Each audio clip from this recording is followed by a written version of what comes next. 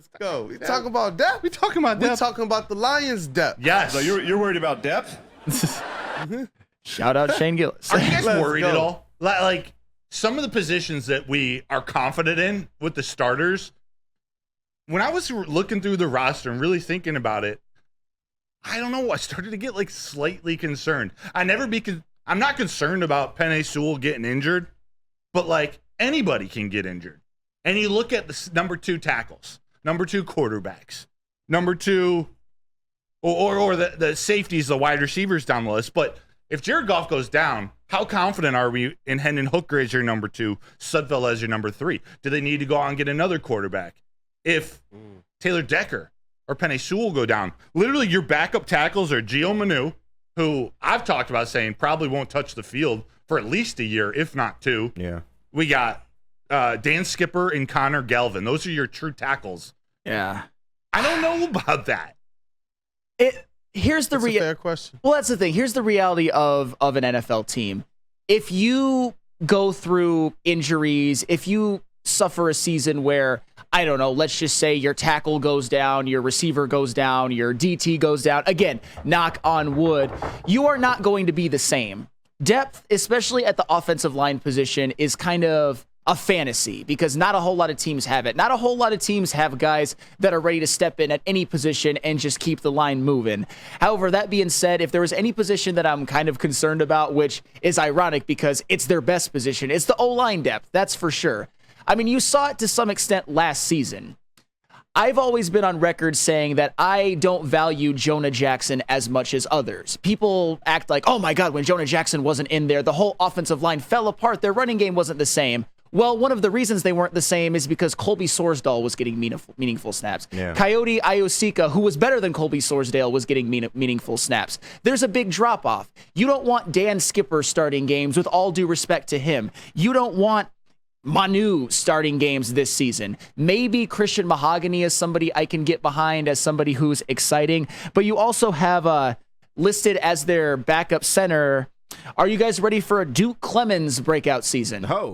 Never even heard of him, but apparently he's your backup center. So I would probably say if there's any position where if they suffer some injuries that I would be concerned about, it would be the offensive line, because in order for this team to be great, in order for this team to win the Super Bowl, which should be the expectation, their offensive line is going to need to stay intact. And if I'm not going to put that energy out in the air. Somebody else go along. I was going to talk about a very important player going down, but I'm not even going to say it. Not even going to say it. I was going to say, I think you're exactly right in terms of that offensive line. Being that position that's elite, that's the position that we know is the engine of everything that goes.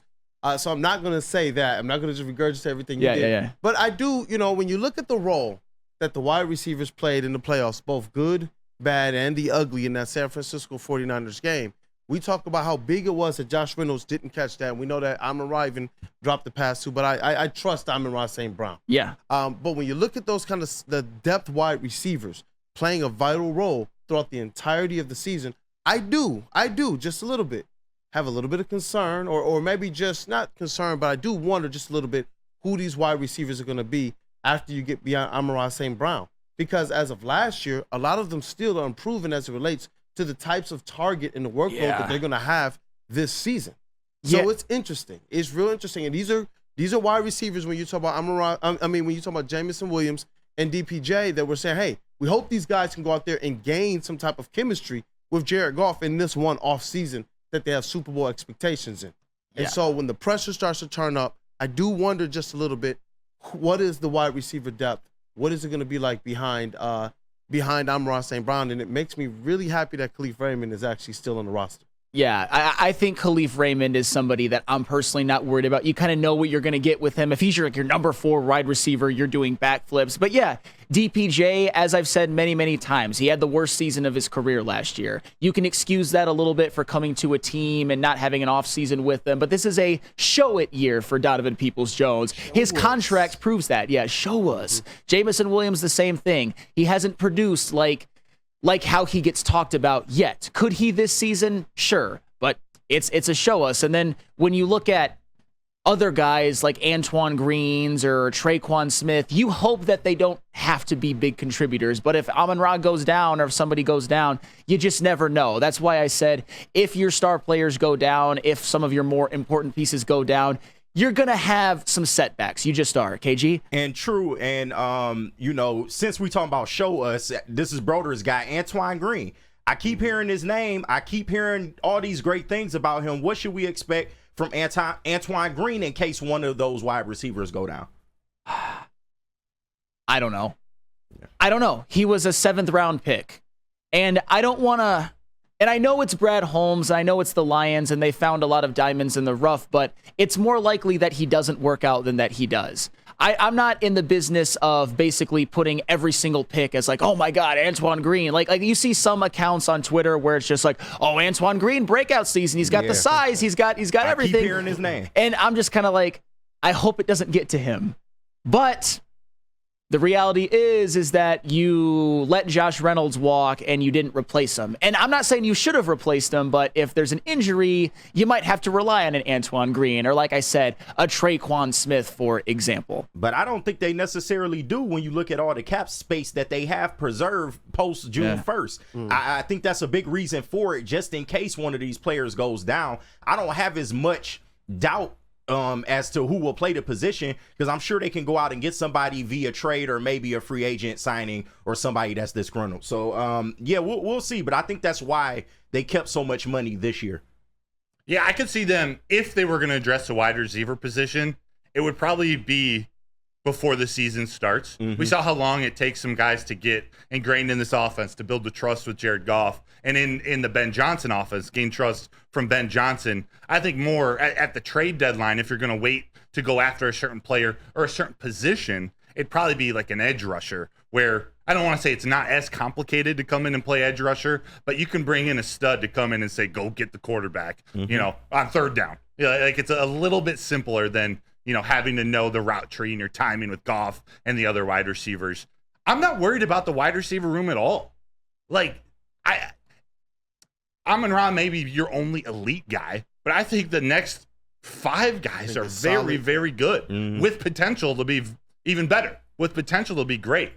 I'm not worried about wide receivers. I'm not worried about backup quarterback. I'm starting to get a little bit worried about the safety room, depending on how some of these injuries played out. How serious is Brian Branch, Kirby Joseph's injuries? I don't think they are serious, but if one or both of those guys are out, that sort of electric young safety room doesn't look as quality. And I know you were talking about interior offensive line. I'm really not worried about the interior of that offensive line at all either. I'm worried about the tackles. I'm worried about if Taylor Decker and Penei Sewell go down, who replaces them? I think Graham Glasgow would slide in and be that Frank Ragnow backup before Duke Clemens, the undrafted free agent rookie. But then you got Sorsdale, you got Coyote, you got Kingsley, Egwakun, and even Christian Mahogany. You got depth at guard. So if Graham Glasgow can play center, I'm less worried about having to fill in the guard position. So that's kind of where I stand on the depth. I'm not worried about wide receiver, though. Yeah, and then when you look at, in my opinion, like the defensive line, edge rushers, defensive tackles, I'm not worried about that. I like their potential depth pieces. Yeah. I have Josh Paschal having a really good year this year. You've got Mekhi Wingo as a rookie. You've got John Kaminsky. As depth pieces, I like them. And even at the cornerback position, you drafted 2 of them. You have Emmanuel Mosley, just in case he gets healthy again, as a depth piece. Even...